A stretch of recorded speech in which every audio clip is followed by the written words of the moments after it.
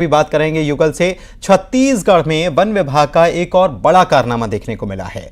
One भैंसों ने 42 लाख रुपए का चारा खा लिया और अकेले साल 2023-24 में 17,22,000 वन भैंसों पर खर्च हो गए। 17,22,000।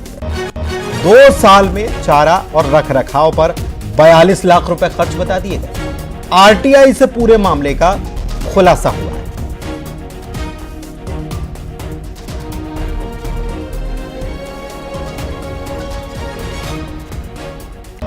युगल हमारे सहयोगी हमारे साथ लगातार बने हुए हैं, उनके पास चलते हैं। युगल, ये तो बहुत हैरान कर देने वाली बात है। 17 लाख रुपए से ज्यादा का चारा 1 साल में ही खा गए और अभी तक 42 लाख रुपए का आंकड़ा सामने आ रहा है। कैसे कारनामा हो गया ये?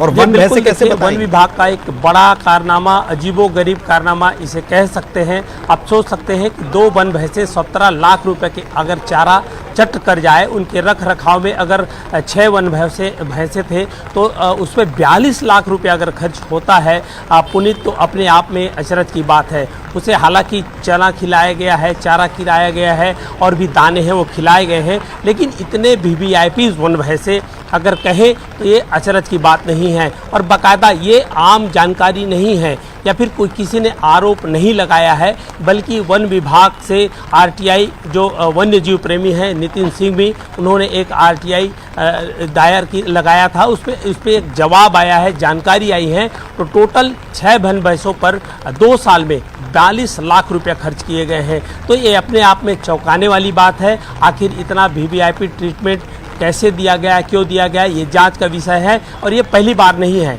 वन विभाग इस तरह के कारनामों के लिए हमेशा से जाने जाते हैं। तो ये कहा जा सकता है वन्य जीव का संरक्षण हो या ना हो छत्तीसगढ़ में, लेकिन वन्य जीवों के नाम पर लाखों रुपए इस तरह के बहाए जा रहे हैं। तो आप सोच सकते हैं ऐसे वन भैंसा जिसे वीवीआईपी देख नहीं सकते, उन्हें बाड़े में रखा गया है, तो उस पर इस तरह के खर्च किए गए हैं। तो ये अपने बारे में कई सवाल को जन्म देते हैं। वन विभाग के अधिकारियों को अब आगे आना चाहिए, जांच भी करनी चाहिए, जवाब भी देनी चाहिए। अब शुक्र है कि उन आरटीआई कार्यकर्ताओं के जो इस तरह के खामियों को निकालते हैं और किस तरह से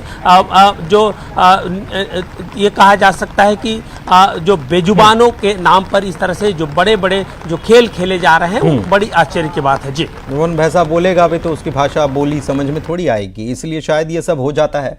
बहुत शुक्रिया आपका ये जानकारी देने के लिए युगल, इस खबर पर बात करने के लिए। दिल्ली से बड़ी खबर बता देते